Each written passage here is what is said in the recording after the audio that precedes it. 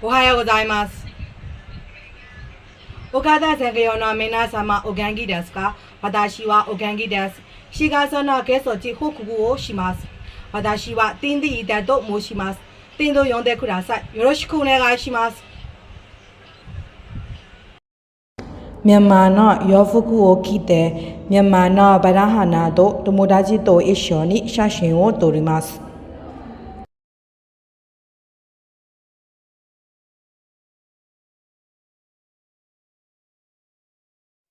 学校の水かけ祭りですから、お菓子を作ったり、水遊びをしたりしました。お菓子はフリーズアイスクリームです。とても嬉しかったです。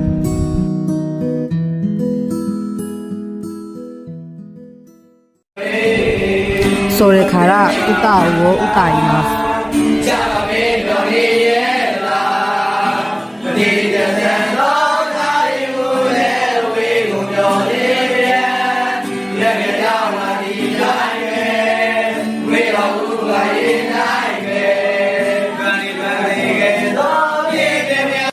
学校は10日間休みですから、休みの前に大掃除をします。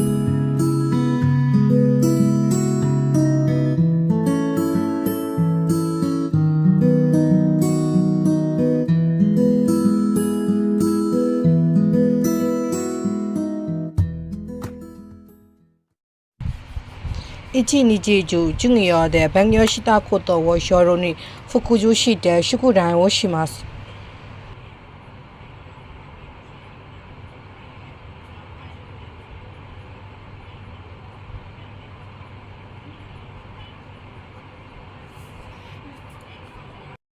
皆様お体に気をつけお仕事を頑張ってくださいね。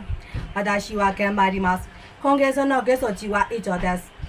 最後まで見てくれてありがとうございます。よろしくお願いします。